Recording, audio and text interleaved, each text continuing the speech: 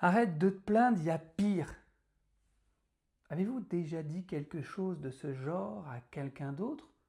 Ou avez-vous déjà entendu quelqu'un vous le dire? Si vous l'avez déjà dit à quelqu'un, et même si votre intention était probablement bonne, laissez-moi vous dire que vous avez fait preuve de maladresse. Et si vous l'avez déjà entendu, vous concernant, il est fort probable que cela vous ait fait ressentir de la culpabilité qui s'est alors rajoutée à votre mal-être initial. Alors oui, relativiser peut parfois aider à prendre du recul, mais attention, relativiser ne veut pas dire minimiser. Relativiser, c'est faire perdre à une impression son caractère absolu. Dit autrement, c'est remettre les choses dans leur contexte. Et autant dire que certains contextes sont merdiques. Minimiser, c'est ne pas tenir compte de la globalité du contexte en question. C'est basculer dans un biais de positivité.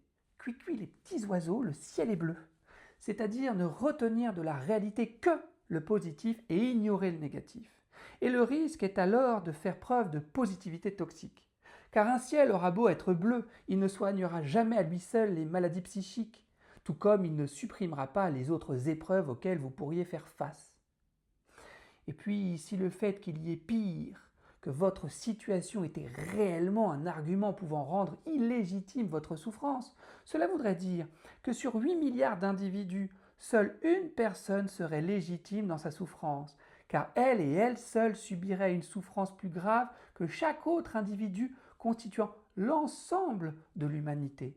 Ce qui voudrait dire aussi que tous les autres souffriraient donc d'une souffrance illégitime, et que cette même personne, normalement seule à être légitime dans sa souffrance, pourrait voir son statut basculer d'une seconde à l'autre, dès lors qu'une autre personne verrait à son tour sa situation s'aggraver, au point que sa condition devienne la pire situation du monde. Cela ferait donc de ce statut de personne seule à être légitime dans sa souffrance un statut extrêmement précaire. Si cela vous a plu, partagez, likez et abonnez-vous. Et si vous avez envie que j'aborde un sujet ou une notion en particulier, mettez-le moi en commentaire.